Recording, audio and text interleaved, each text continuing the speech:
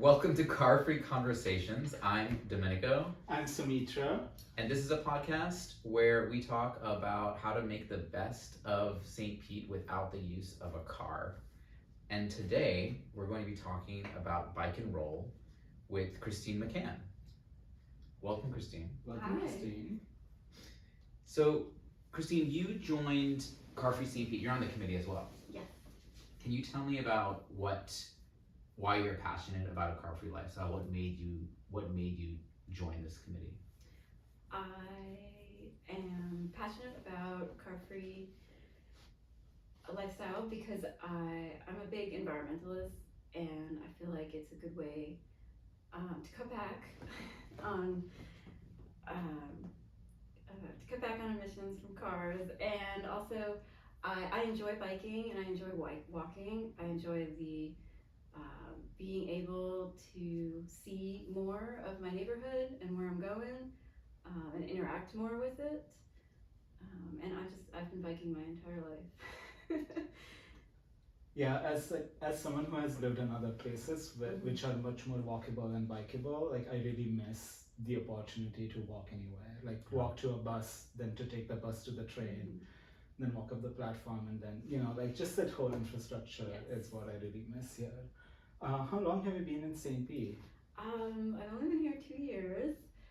My family moved from Brooklyn in New York, and we moved down here to be closer to the grandparents because we have a child now, and we were worried about moving to Florida, but I am super stoked that we moved to St. Pete. I'm very impressed, and I love it here. What's your favorite restaurant in St. Pete? Favorite restaurant? I'm gonna go with Wild Child. Oh, Wild in the Child's Grand fun. Central Yeah. District. Yeah. Yeah. I've been for brunch and dinner now. Yeah, I always tell people that the restaurants like west of like 6th Street are for locals. Yes. And all the restaurants Yes. east of that, like on the waterfront, I was like, only tourists go I there. don't Yeah. think I've been to any restaurant. Yeah. Also, Wild Child keeps changing their menu every now and then, which is really exciting Yes. because then also like sad sometimes, but because I found like my favorite thing on it, and then like it wasn't there the next time I went there, and I said, oh no. But it gives me the opportunity to try something else. Right, it forces you to. So we want to hear about this bike and roll event that you helped coordinate, right? Can you tell us a little bit about what it is? It was on May 2nd, was it? Yes. And that's the National Bike and Roll. Yes. National Bike and Roll School Day. We decided to go with that because it was already an established date, and we were trying to figure out if there were other schools that were going to get involved or not. There weren't any in our area, but we did reach out to a few to see if they would be involved. My daughter and I bike to school every day, and it's just usually us. And I see people all the time, and they're like, "Oh, I wish I could bike to school," and they'd be like, "That looks so much fun." And I'm like, "You can! It's really easy." And so my husband brought up that it was going to be National Bike and Roll Day, so we were like, let's just do this, and we did. We asked another school nearby if they wanted to be involved, but it ended up just being our school at the end. So can you tell us which school it was, or? We are at James B. Sanderlin, which is an elementary school and a middle school. So I figured we had a large group of students to work with, and we did it for the morning and the evening. Morning and afternoon on the way home too. And we did 2 meetup locations. It's a magnet school, so it's a little different. It's not like a neighborhood school. Yeah. So not everybody lives nearby, and that's part of the issue. So people are coming from all over the county. So we had one location in Kenwood for a meetup to start there because there were a lot of people that we already knew that lived in that area that were interested. And then we picked another location near the school so that people could park, and then if they lived far away, and still get to bike to school. And that worked out really, really well, I think. And the second location was at the Dell Homes Park. Del Homes right? Park, yes. Just south of the school. And so you promoted it within the school as well, like? Yeah, we promoted it. We've got Class Dojo, which is a popular thing for schools. It's a mobile app on their phone, so a lot of people get that. We announced it on the school news. We announced it at PE class. All the PE teachers announced it. We had flyers, and then yeah. So you mentioned that you brought people to magnet school, so you brought people from that travel to the school together. Did you also get a lot of local participation from the schools that were from the students that were near the schools? We had one other family that was going to a school nearby. There's a school that's like 4 blocks away. That school didn't want to participate, but we did have some kids that were going to that school that came with us. That was fun. Yeah. Do you know what the why they did not want to participate, or like did you get any idea? I don't know. I'm hoping that it's just because they just don't know. There's a lot going on in May. Yeah, Also, May yeah. is the last month of school, so I Sure. fully understand because it was crazy.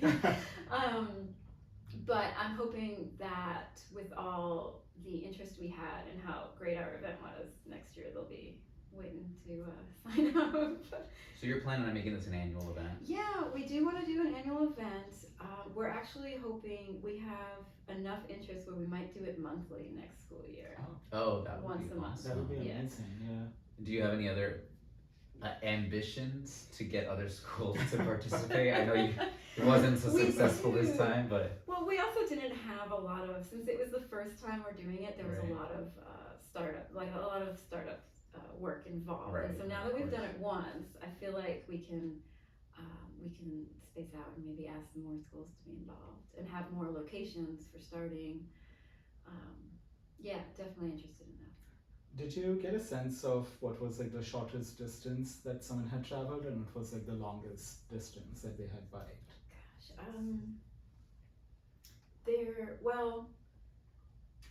see, that's a good question. I'm not sure.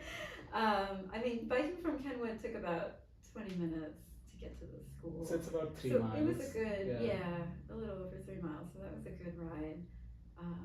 With kids, it's also a little difficult. That's true, Because yeah. they bike very slow.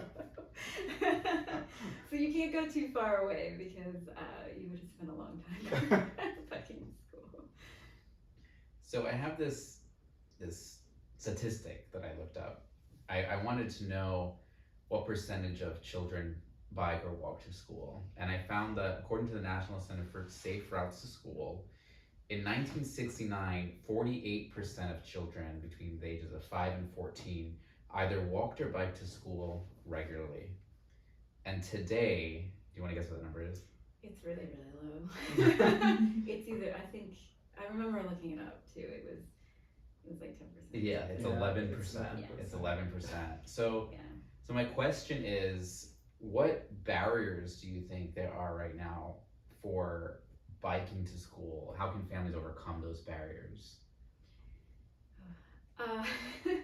I think the barriers are there's a lot of cars on the road, so the roads it's harder to cross roads when there's more cars on the roads, and just getting a good path to school is a problem. And there's more schools now that aren't neighborhood schools. If it's a neighborhood school, it's a little easier, but there's more and more private and charter and magnet schools where students don't live next to the school, and so it's a further distance. There's bigger roads to cross. We need more bike infrastructure, more crosswalks. All of that would be very helpful. It's interesting that you say neighborhood schools. There used to be a school I live in Roser Park. There used to be a neighborhood school right in Roser Park, right? And so everybody from the area went to that school, and then they tore it down to expand the hospital. Yeah. And I guess maybe places like that took advantage of economies of scale. If you build a larger school, you have more funds, right? And so you build, instead of building 3 small schools spread out, you build 1 big school, and I guess that's part of the problem you're talking about. There's also more cars now since 1969. It used to be 1 car per household. Now it's a lot more, so people can drive. Yeah, so they yeah. will. And Sanderlin is on 22nd Avenue South. It is on Right. 22nd Avenue, yeah. Is there a bike lane? I don't think so. No, it's a right? big. Yeah. It's a 4 lanes. And it's also a street that people treat as if it's a highway. Yes, Like it's I very live, fast. I live on the south side, and I take that street every now and then, I'm always like, oh my god, like Yes. I'm driving the speed limit. What do you want me to do? I know. Yes, it's also the on the south side. There's not a lot of, if you're not on 22nd or 18th Avenue South, there's not a lot of cross streets that go all the way through. Yeah, It's not that's a true. complete grid down there. We bike down 22nd Street Mm-hmm. because we're coming from the north, Right. and that is a 2-lane with bike lanes on it. So that is a And also those bike lanes end after 9th Avenue South at They- 15th. they right? do. Yeah. And then they restart after 18th. they do. Yeah. Yeah. So we need more bike lanes, what you're saying. Yeah, they're just like a continuous path where they don't just stop. Because I always want to tell people, I want to say it's all bike lanes, but it's not. It's mostly all bike lanes, but there are a few spots that are not. Because if I could say it's all bike lanes all the way, it would be much more easier, I think, to convince people. So now this brings us to the question that I think a lot of people think about when you bring up the idea of biking to school, and that is it safe to bike to school? Right, that's a question that all the parents are Yes. like saying, like, I'm not safe. Yes. You know? Well, I bike to school every day with my child, and she's on the back of my bicycle, so it's a little different than having your own child biking next to you. But I feel like it's safe as long as you know that you need to be fully on guard the whole time, and that you're the one responsible. You need to be on top of it, and you need to find the right route. Basically, it takes a lot more work to find a good route to be able to get there where you feel safe. I feel like there are safe ways to get there. You just have to be proactive about finding a way You have to to get map there. it out. Yes, it's a lot more involved. And sometimes doing that is also actually doing that route and then figuring out what is the alternative route that I can do. Yeah, definitely. But we have a lot of different routes now since we go every day, and it's great because we can go down different roads and we see new houses and new things happening.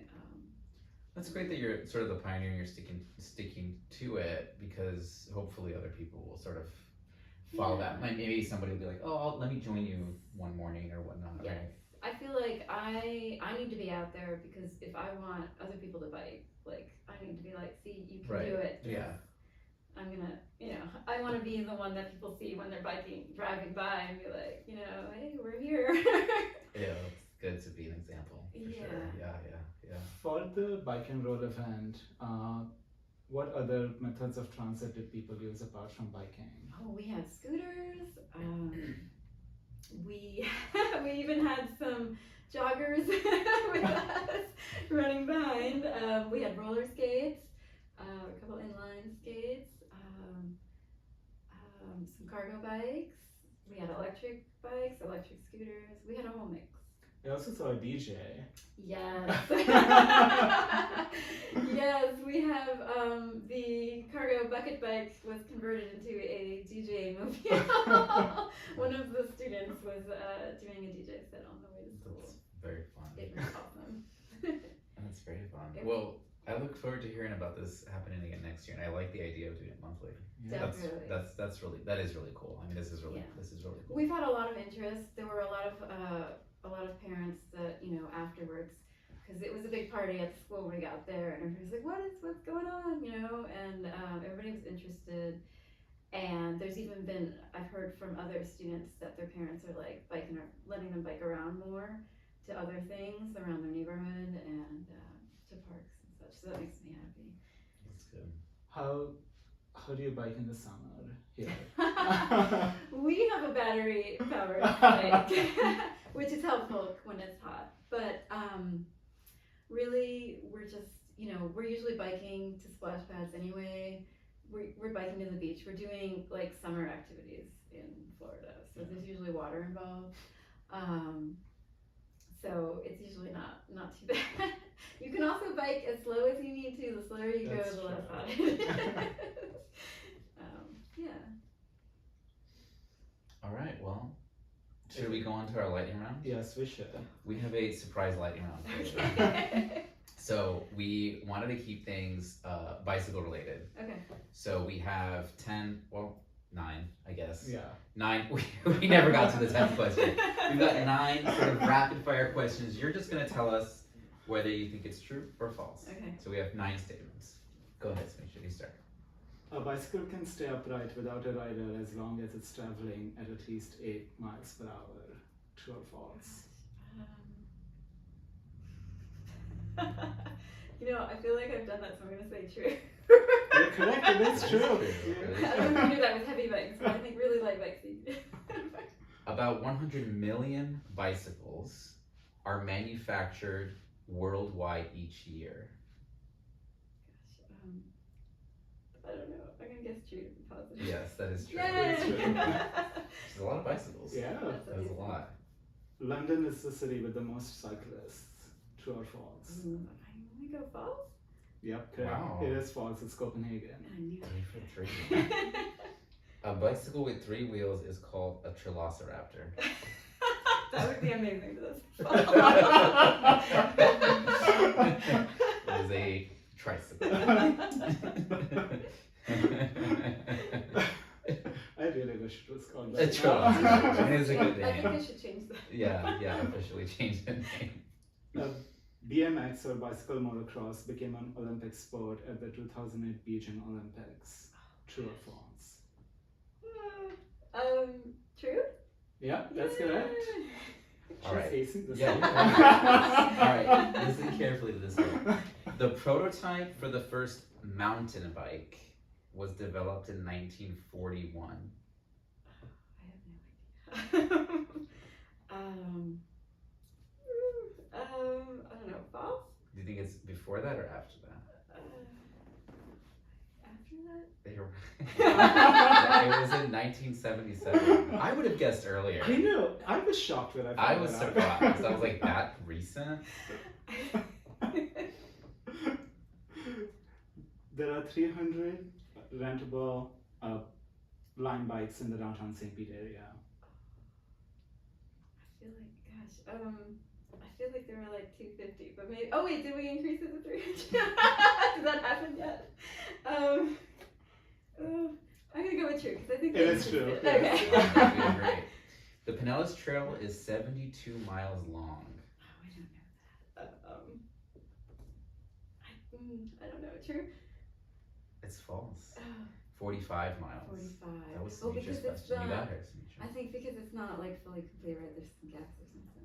Maybe, or they're expanding it. I don't know. I'll be honest. I'm not. No. I haven't done the whole trail I yet. just- It's on my list. I just switched the units. It's 72 kilometers long, it's 45 miles. Okay. Oh, there we go. There we go. Over 500 people get their mail by bicycle in St. Pete. True or false? Oh, that's true. Maybe? No, it's false. It's false? I've seen Actually- bicycle mail carriers. Actually, it's a 100-year tradition where in St. Pete, where about a dozen mail carriers deliver mail to 15,000 people 15,000. Okay, I've definitely seen mail In carriers the- on bicycles. in Yeah. the 3371 zip Isn't code. that insane? 15,000 That's people amazing. get there by Wow. bicycle in St. Pete. Isn't that crazy? That's amazing. It I kind love of- that. It kind of really do. makes sense in the zip code too, like in the downtown area. Like it just makes sense. Yeah. Well, it's hard to get around. I imagine it'd be hard to use a car Yeah. because everything's so close. Or that van, yeah, right. You know. Definitely. I was surprised that it's only a dozen. Yeah. Dozen mail That's- carriers. Crazy. Yeah, that's Yeah. It's a lot. That's They're working. They're very working impressive. hard. Well, you got what? 8 out of 9. Yes. wow, alright. Pretty impressive. Or 7 out of 9, I guess. That's still passing. So congrats on that. So you're staying on the committee. Yeah. So Okay. you get to stay. That's your prize. Okay. Thank you again for joining us and telling us all about the Bike and Roll program. And best of luck. I look forward to seeing it expand and seeing every school doing this program. Me too. Thank you, That's guys. great. And we can't, as a committee, wait to market it as well more. Yeah. You know, we didn't get a chance to Yeah. really market it this year, Yeah, so yeah. we're looking forward to really marketing it next Yeah. year when you make it more often. Amazing. All right. And everyone, please don't forget to follow us on all social media. We are Car Free St. Pete on every social media that you use.